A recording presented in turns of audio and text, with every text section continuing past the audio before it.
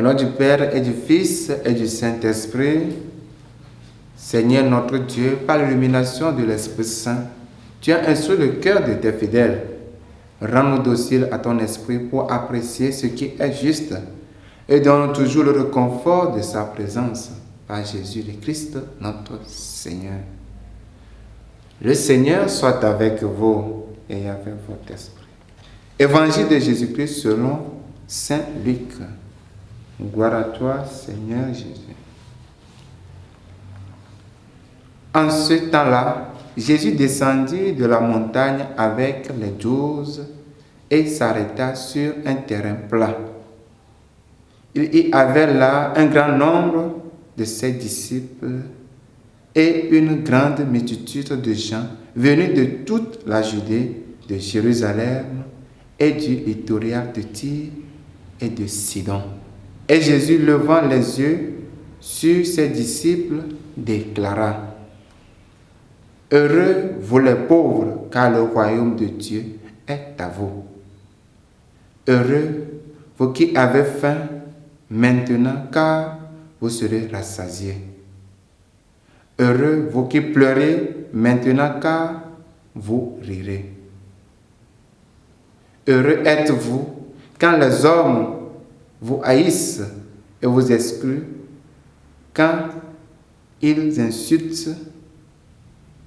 Heureux êtes-vous quand les hommes vous haïssent et vous excluent, quand ils insultent et rejettent votre nom comme méprisable à cause du Fils de l'homme. Ce jour-là, réjouissez-vous, tressaillez de joie, car alors votre récompense est grande dans le ciel. C'est ainsi, en effet, que le Père traitait les prophètes. Mais quel malheur pour vous, les riches, car vous avez votre consolation. Quel malheur pour vous qui êtes repus maintenant, car vous aurez faim. Quel malheur pour vous qui riez maintenant, car vous serez dans le deuil et vous pleurerez. Quel malheur pour vous lorsque tous les hommes disent du bien de vous. C'est ainsi, en effet, que le Père traitait les faux prophètes. Acclamons la parole de Dieu.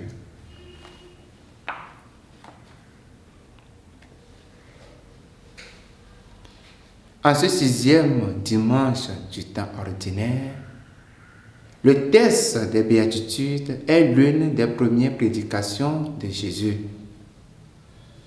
Même si cette page d'évangile nous est connue, laissons-la résonner de manière neuve à nos oreilles et à notre cœur.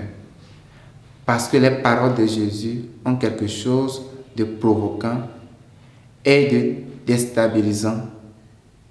Et comme toujours, elle nous invite à vivre un véritable déplacement intérieur, ou si vous préférez, une conversion.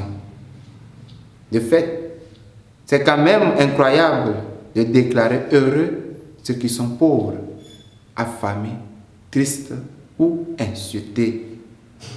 N'y a-t-il pas le risque de se complaire dans le malheur et la souffrance, voire de les rechercher, en considérant que plus nous sommes malheureux, plus nous sommes proches du bonheur que Jésus nous a promis?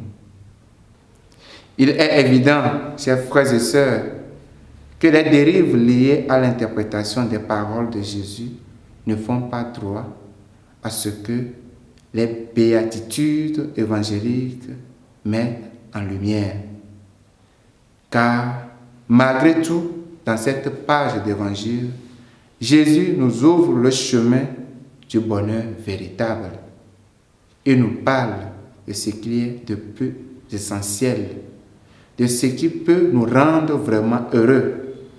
Et cela, même si ces paroles nous déconcertent et nous désarçonnent. La richesse que Jésus déplore et dénonce c'est celle qui conduit à une forme d'autosuffisance, celle qui nous laisse penser que nous ne devons rien à personne, celle qui nous ferme à Dieu et aux autres. Être pauvre à la suite et à la manière de Jésus, c'est faire le pari de la confiance. C'est reconnaître qu'il n'y a rien en nous que nous n'avons reçu. C'est tenir son cœur ouvert et disponible à Dieu et aux autres. Les béatitudes évangéliques nous parlent d'un combat de l'esprit et du cœur, d'un combat qui est amené à chacune et chacun de nous, ici et maintenant. Pour les disciples de Jésus que nous essayons d'être, ce combat consiste à choisir librement de revêtir le Christ, de nous laisser habiter et transformer par ses paroles qui sont esprit et vie, pour apprendre jour après jour, pas à pas, dans le souffle de l'esprit, à offrir l'amour sans mesure dont Dieu nous a comblés.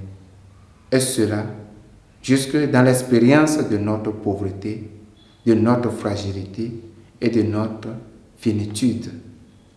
Mais pour que notre combat puisse porter en nous et au-delà de nous-mêmes des fruits de salut et de vie, il nous faut aussi entendre l'appel de Jésus à la fraternité et au partage des biens avec celles et ceux qui n'ont rien, afin de nous constituer un trésor dans le ciel.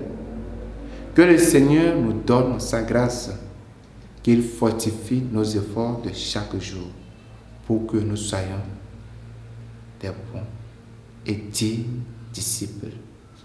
Loué soit Jésus-Christ.